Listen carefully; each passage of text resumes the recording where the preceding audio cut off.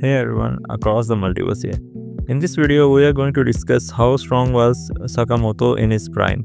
Now, we have never seen Sakamoto in his prime fighting. Like, I guess the only time we have seen him fighting is in the start, and they were just like jobbers and fooders characters, not some strong characters. But considering that we have seen out of prime Sakamoto, who was stated to be only 30% of his prime strength, he is pretty strong even now. Like, we have barely seen him struggle, like only against the strongest and the top tier characters we have seen him struggle. But even then, he manages to fight and stay alive in front of them. This shows that despite him only being 30% of his strength, he can fight toe to toe to the strongest like that are right now, like Slur, Nagumo, or Takamura, or these type of characters basically.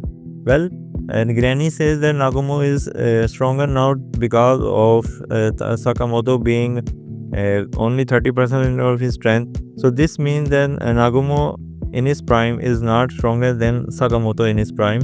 And I guess we can assume easily because Sakamoto was said to be the greatest assassin in the entire history. Now, greatest does not mean the strongest, because obviously you can be the greatest and not be the strongest. Just because you kill 100 men does not mean you are the best killer in the history. You can be the best killer in history if you kill only 5 men and forget of what the hell is forgetting. Basically, stop killing and kind of like Jack the Ripper, despite being one of the most famous, or probably the most famous killer in the entire history. He has only like few kills, like 6, 7 or something like that, as far as we know. So this shows that just because you are the greatest does not mean you are the strongest. Now, this is obviously a different thing. I do consider Jack the Ripper to be the greatest because, well, the reason is that he was never been caught and he is a mystery on its own. Basically, Jack the Ripper is just someone we know exists but we don't know who. So kind of like weird thing, but that's off topic. Let's come back to our topic. So how strong Prime Sakamoto was? Well, I think there is no debate in that. Like, Prime Sakamoto was easily the strongest character in the entire series. Well, you can debate that he might be equal or a bit weaker than Takamura, like the Takamura we saw. But there is another thing. The thing is that we have seen all of the characters, right? So you can assume all of the characters except Takamura. Although you can look at their field like Nagumo's field, Slur's field, all of that, and you can assume Prime Sakamoto was basically stronger than all of them. Well, there is another spoiler, but I won't be giving that out because I am making this video only for like the anime viewers. But you can say Prime Sakamoto might be equal or stronger than Prime Takamura. So, well, there is no way for us to guess now, since considering we might never get Prime Sakamoto, but there is a chance, and I hope we get to see Sakamoto not only Prime but his stronger self, and maybe we see him be absolutely destroying all of the bad guys like Slur and all of them that are alive by that point.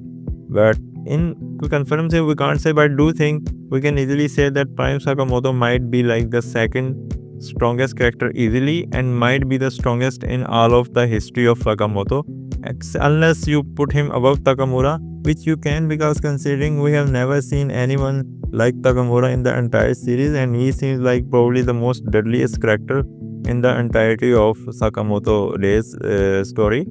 So yeah, this was my point. I do think, personally, if you ask me, I do think Prime Sakamoto was stronger than Prime Takamura. That was because despite Takamura being like absolutely murderous killing machine, we have seen how Prime Sakamoto used to fight. He was basically non-nonchalant guy who's kick ass all the time, and he was considered to be the every character bad villain has considered Prime Sakamoto the problem, not like Takamura. But that also because I personally believe, because Takamura does not act like a good guy. He is basically a ghost of JCC. He is basically like a killing machine.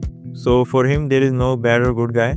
So maybe that's why. But I do think Prime Sakamoto was the strongest character in the entire series, and I do think he will be able to defeat Prime Takamura in 1v1. Despite it might be probably an high to extreme diff, but I do think he will be the one coming out as the winner. So I do think Prime Sakamoto is the strongest character in all of Sakamoto Days.